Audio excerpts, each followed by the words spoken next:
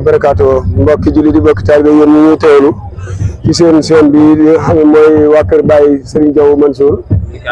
communication Kër Baye Serigne Diop Mansour Serigne Diaw Mansour ñoo ngi leen di nuyu di leen siyaar bu baax a baax di leen ndokkeel di leen jaajëfal ak yitte ju am solo ji ngeen def ci liggéey bi ngir yaatal rek ngir bëgg nit ñi gën a xam tolluwaay bi nag jamono ji ñu toll ñuy àddu 11h defe naa tegal na lu mat 14 minutes ñuy àddu ci xamle ne liggéey bi ñun bi ñu xëyee suba teel lañ ci door suba teel rek xam naa jàpp ma heure waaye du ñàkk ne ay diggante 6h jàpp 7h la dugub ji nag bi muy tàmbali ñëw moom boo fekk na 8h daanaka léegi mu xaw a tàmbalee jot waaye mu mel ni jamono jii ñu toll ñun ñoo ko waxee léegi 11h yi tegal 14 minutes dugub ji mi ngi wéy di ñëw ñu ngi wéy itam di wéyal jaag bi ci taxawaay nag jamaatu bi nga xam ne ñoom lañ wax ne ñoo yor jaag bi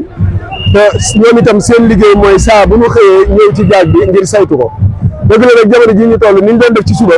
doon na gën a aw yoon lool waaye def ni mbooloo mi bu ñu demee ba dagg bi xaw a cate mbooloo mi dañu ñëw song la ngeen gis mbooloo mi ni mu bëree nii pour ñu am ci matuwaay yu mat yi dëgg-dëgg day jafe waaw matuwaay yi day xaw a jafe lool waaye fii mu toll nii daal dugub ji moom mi ngi wéyandi di ñëw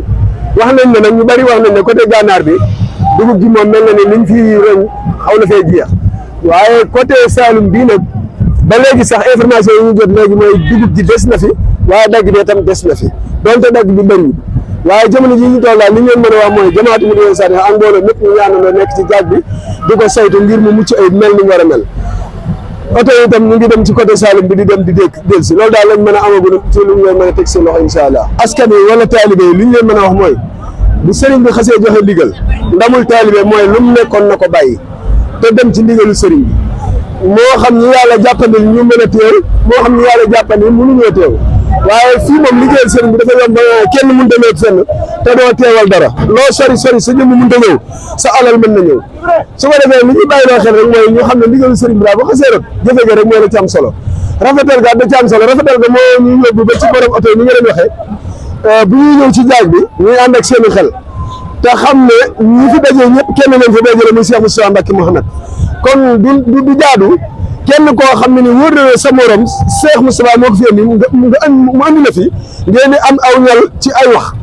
oto bi li ko war mooy nay déglu convoyeur bi nekk ci biir oto bi fu mu ko ne jaar fa mu jaar fa te bu ko ne teggil sa tàng mu teggil sa tàng ndax wax naa ko léegi nee naa leen oto bu càng nit ñi ngi nekk ëpp nañ téeméeri nit yu tegal ëpp nañ ko mën na mënu ma koo xayma oto bu càng génne ko moo gën a yomb oto bu daw ba saaraan ba laal nit ak lu mu ci mën doon lu mu tuuti jafe-jafe lay doon kon nit ñi bu ñu demee leneen a tax ñuy wax nañu ànd ak seen xel te xam ne bu ñuy ñëwati dana fekk ñu déglu interview bii ba nga xam ne ni bu ñuy ñëw danañ jëfandikoo seen xel ba xam ne mbooloo kenn du dugg ci seen biir bëgg leen a régler yow kenn ki yaay jël sa bopp def nit ku mat koo xam ne nii da ngay jàpp ne ñi ci des ñëpp yaa leen war a sàmm waaye bu ñoo nekk sa biir oto bëgg a wax ak mbooloo mi ne leen fi ngeen taxaw waru leen fee taxaw ba mën a bëgg a accélérer sa oto di doxee doole loolu nañ ko bàyyi xel bu baax a baax cant ak ngërëm ak ñaax moom mooy cant ak ngërëm moom daa mel ni jamono jii ñu toll ñun mën nañ ko wax suñu làmmiñ ginnaaw bañ déggee ndigal sëñ Moussa rek sant gi moom foofu la waree waaye cant ak ngërëm moom jëwriñ yi nga xam ñoo ko amee mi ngi toll bis bu jasaaka ji amee jasaaka ji nag xamuñu ban waxtu lay doon xamuñu dañ fi fanaan xamuñu duñ fi fanaan waaye daal li wér ba wóor mooy ndigal moo na fi tënkoon ndigal la ñu fiy jëlewaat kon nag li ñu mën a wax ci suñu kàddu noo ngi leen di sant yéen ñi nga xam yéen a ngi jotal liggéey bi di sant mboolem koo xam ne ni tam bi nga ñëwee li la war ci nga nekk